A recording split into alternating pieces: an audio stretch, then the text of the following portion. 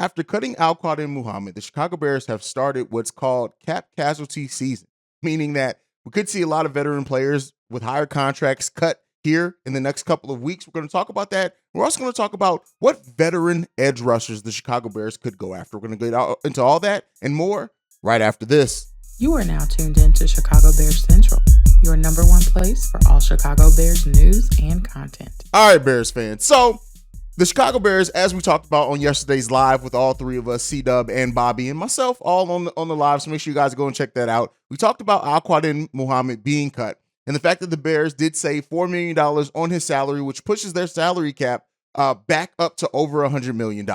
So, but this is probably the first of a lot of cap casualty cuts that could be coming for the Chicago Bears. That was a lot of C words. Try to say that 3 times fast. But the first one that we're going to talk about is one that could save the Bears even more money, and that's Cody Whitehair. He has 2 years remaining on his contract.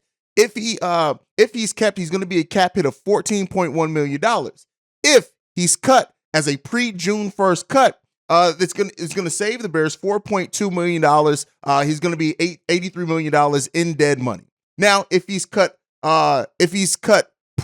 post June 1, he saves the Bears $9.9 million, adding almost $10 million to the Chicago Bears salary cap structure. Now, there is something to be said that Cody Whitehair could be kept on as a depth piece for the Chicago Bears as they move forward into the season. But considering that he didn't have the best season, right? And considering he has the second largest cap hit on the team at $14.1 million, and coming off an underwhelming season on top of that, you have to evaluate the wins and losses. Like, just in the money that you save from him, you could go after and get another veteran depth piece, or that could go towards getting a starter that you're going to bode well for this team in the offseason as they hope to improve that offensive line considerably. So that could save the Bears quite a bit of money in the cap space. And again, you're looking at that. Yes, the Bears have the most money in free agency, but when you look at how many positions the Bears need to fill and how they really want to kind of remodel that whole offensive line outside of probably Braxton Jones and Tevin Jenkins,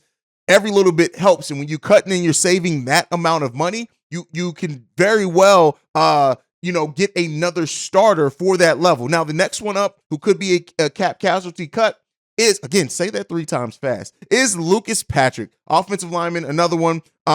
His cap hit, if we hold on to him, is $5.4 million. The dead money, if we cut him, is $1.5 million. And if we cut him, we're going to save $3.9 million in money. Again, that's some more money that you could go after another veteran on that offensive line. Now, I do think that Lucas Patrick, considering the injuries and things like that, he's more likely, in the fact that his contract is much less than Cody Whitehair, he's more than likely, probably, if either one of those players are going to be held on as a depth piece, he's the more likely candidate to stay on to this roster, stay on with the Chicago Bears team, and be that depth piece going forward. And keep in mind, too, as much as that us as Bears fans are down on Lucas Patrick, we never really got to see a long-term look at him at the position he was originally, signed to play. So that all could point to signs of him more likely staying than going away. We'll see what's going on with Sam Mustipher. That's going to kind of be, I think it's going to end up coming down between Lucas Patrick and Sam Mustipher on which one's kept as a depth piece. Now,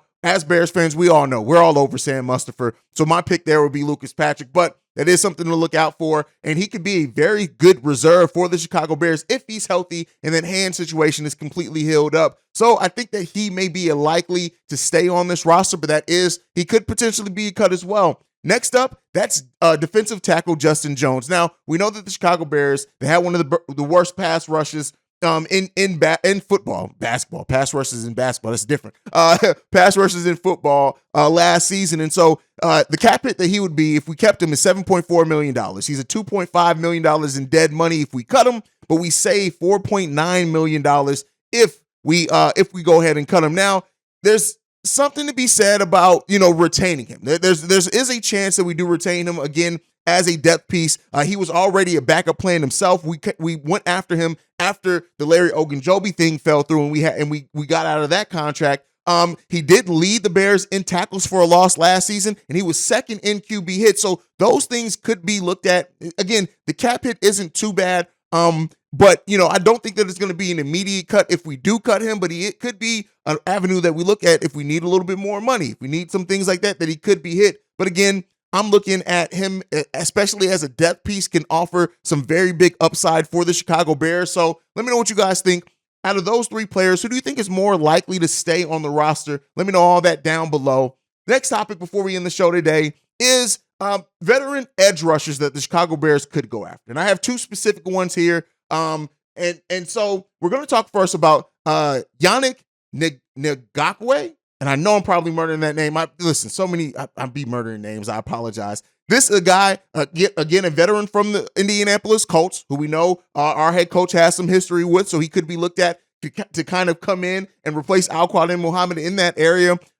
He's 6'2", 246 pounds. He's only 27 years old. He was a former third-round pick. His numbers last season had 18 solo tackles, 9.5 sacks, which would be big for the Bears, not big on most other teams. But it looks like he actually only played for the Colts just last season, so actually doesn't have any history with Matt Eberflus, because Eberflus was gone by that time. He's played in Jacksonville, Minnesota, Baltimore, and the Las Vegas Raiders. He's played on all those franchises. He's played one season last year with the Indianapolis Colts. Over the course of his career, he has 65 sacks since the time he was drafted in 2016. Again, not anything that I do think the Bears are going to look for other places, but if they get their young edge rusher in this draft, they could look to go veteran on the other side, and he's still a solid in both the pass game and the rushing game. Not anything amazing, right? So we're not sitting there saying that this is going to be the signing or the player that the Bears need to go after that's just going to fix their offensive line. They need to do some other moves to kind of solidify that, but he could be a interesting veteran piece for the Chicago Bears as they look to remake that front seven as well. And not a player that is projected to try to get a lot of money either. He did sign a favorable contract in 2021. He signed for 2 years, $26 million, $21 million of that guaranteed.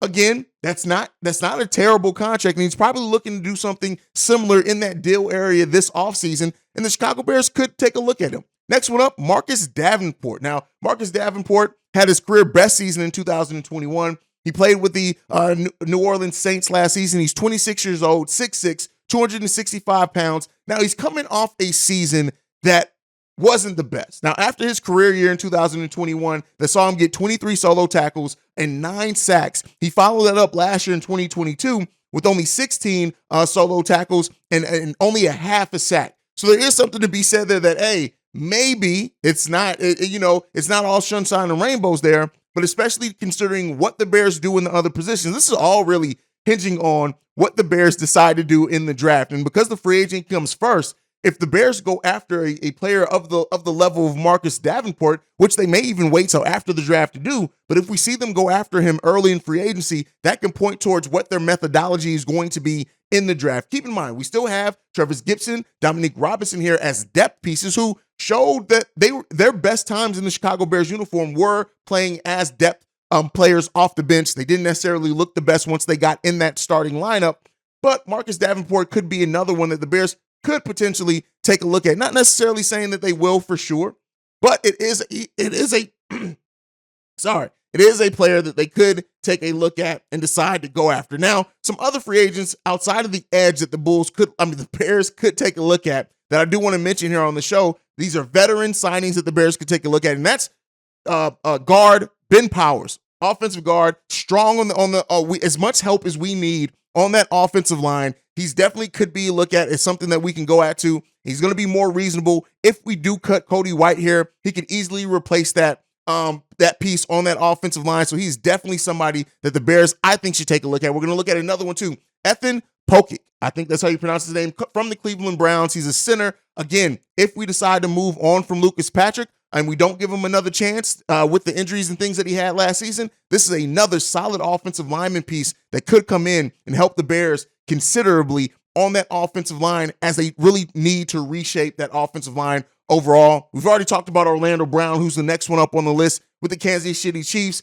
Considering that they just won a Super Bowl, they may be retaining him or franchise tagging him. Well, I doubt he gets a franchise tag, but definitely could take a look at that. The issue with him is that he is left tackle, which we have Braxton Jones in. Now, unless you think that Braxton Jones can play other positions and you can move him to the other tackle position, Orlando Brown, it would really be telling on what they think about the long-term sustainability of Braxton Jones if they were to go after an Orlando Brown. But even Orlando Brown kind of coming off what may be looked at as a down season for him. So, that is an interesting piece as well on that offensive line if we decide to go that way. Next up from the Tennessee Titans, we're going to Nate Davis. He's a guard from Tennessee. I said played that last season. So, while Tevin Jenkins does seem to be locked in as that starting right guard position, with Cody Whitehair's future in question, Davis could be on the radar for the Chicago Bears in that area, and he could be a replacement for Cody Whitehair if we end up waiving him and cutting him and trying to save that money. So those are kind of some of the veterans on the offense and defensive line that the Chicago Bears could take a look at in this upcoming free agency. But it really all comes down to what do they think, what are they expected to do in the draft? And as we learn more and get a better picture on what Ryan Poles' mindset is going to be in the NFL draft this season, we'll be able to take a better look and see what kind of free agents and draft picks as well that he's going to key in on. But that is it for today's daily episode of Chicago Bears Central. Make sure you guys are tuned in and locked in with us on social media at Chi Bears Central. You can also send us any feedback, questions, comment, concerns, ChicagoBearsCentral@gmail.com. And then lastly, if you want to leave a text message and our voicemail for our Friday mailbag episodes, the number to do so, 773-242-9336. We are the number one spot for everything Chicago Bears related. And like I like to end every episode on, bear down. Love you guys. Peace, y'all. This has been a presentation of the Break Media.